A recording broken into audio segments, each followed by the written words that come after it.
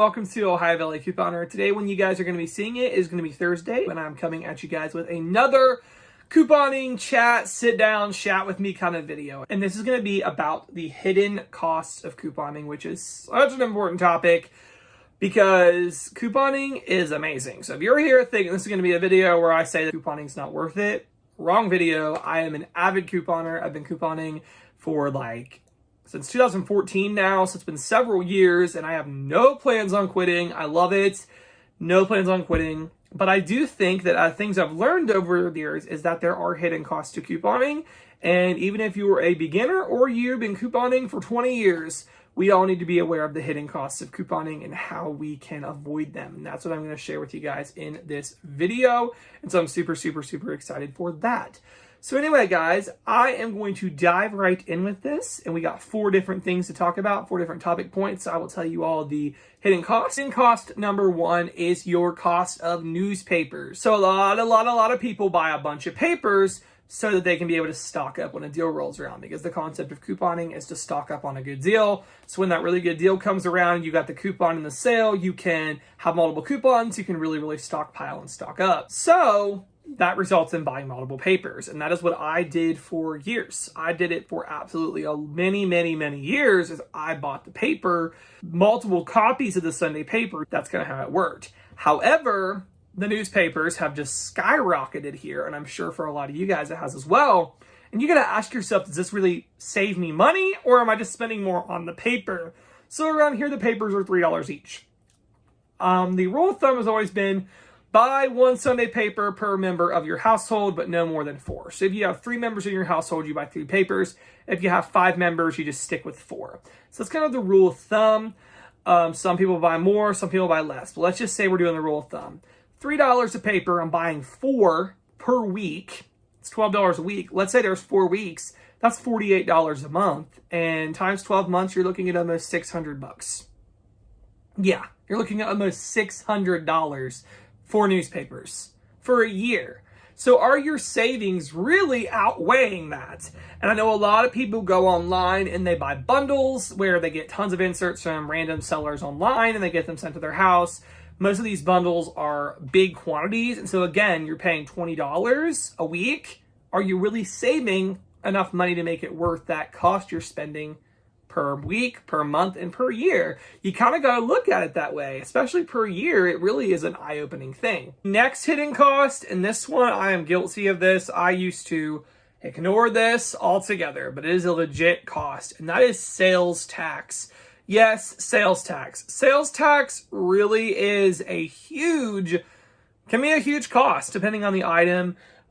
If your area has sales tax, you know.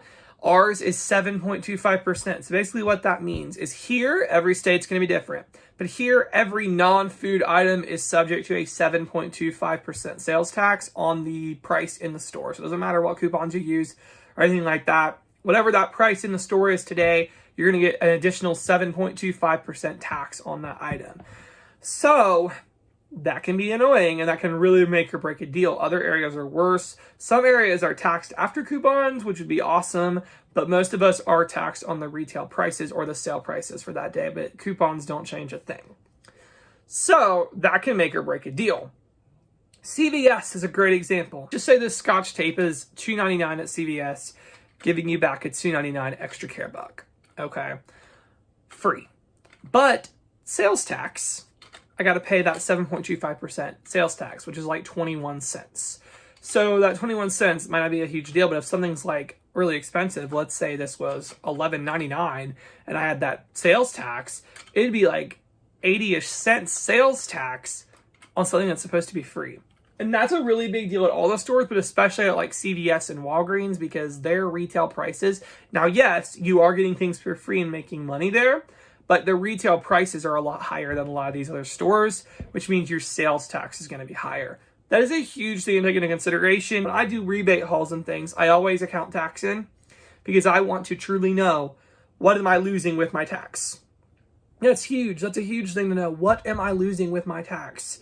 Because if I'm getting it all for free, but then I'm paying $7 in tax, it's not free. That's not, my bank account does not call that free. And so it's really, really important to realize that when you're shopping. And how do you get around that? there's not much you can do to get around that. But you can try to use your money makers, your big true money makers, to offset the tax. You can try to use like gift cards from Fetch. I've done that before with CVS.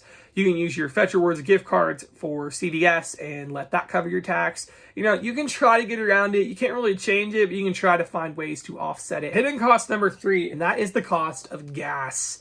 So we have to really take that into consideration with our couponing, because the point of this is to save money.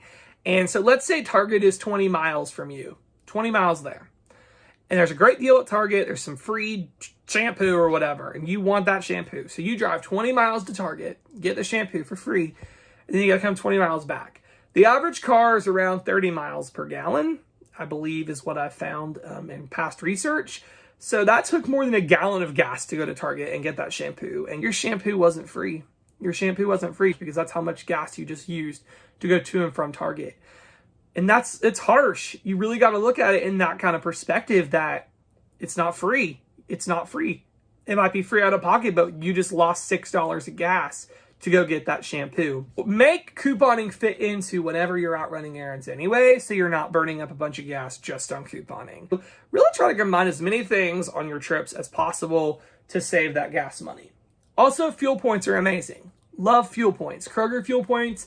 Giant Eagle has fuel points if you have one of those. I'm sure there's other stores. Fuel points are awesome. You buy groceries and you get points off at the pump, which is great. I love Kroger fuel points. They come in handy every single month. I believe I have like 40 cents off right now. That's awesome, and it really comes in handy. So use those fuel points and then buy gift cards to help get you more fuel points. So let's say you're going to Target to coupon. You know you're going to spend $25 out of pocket. Go to Kroger and get a gift card for Target. They sell $25 Target gift cards. Buy it at Kroger, get the fuel points, and then go over to Target and use the gift card. Those are ways to save on gas. The final cost here, the hidden cost that is really important to take into consideration, is your opportunity cost. That is a businessy term, so if you don't know what that means, let me kind of break it down. Opportunity cost is you giving up opportunities that you could be doing something else by spending that time couponing. So I feel like there's got to be a balance in life with couponing and with everything else. I feel like couponing is a way of life. It's a way of life, and it can really change your life. So let me kind of give some example here. I had a really good deal at Walmart. It was that huge moneymaker, really great deal. But my local Walmart was out. So I had to travel to a Walmart 20 minutes away. 20 minutes away, out of my way, to go to Walmart. Okay. Well, that's 20 minutes there and 20 minutes back. That's 40 minutes that I could be doing something else, but I felt like the deal was worth it. Well, it turned out the deal fell through. The deal disappeared. So I was out that 40 minutes of time I could have been doing on something else. And you kind of got to ask yourself that, is it worth it to get a deal that maybe you don't really need right now? So let me kind of explain how to determine if it's worth the time. So number one, if it's a deal on something me or my family use, say there's a really good deal on laundry detergent or paper towels, toilet paper. Those are things we need, and I actively am looking for deals on. So if a really good deal pops up on that, yes, it is very likely worth my time. If there's a deal that's a moneymaker, that I could use that moneymaker to get something else I do need, depends on the value of the moneymaker for me. You gotta evaluate that. So is this a deal I need? Is this a big moneymaker? It's gonna let these items, moneymaker, go toward other items I need. Okay.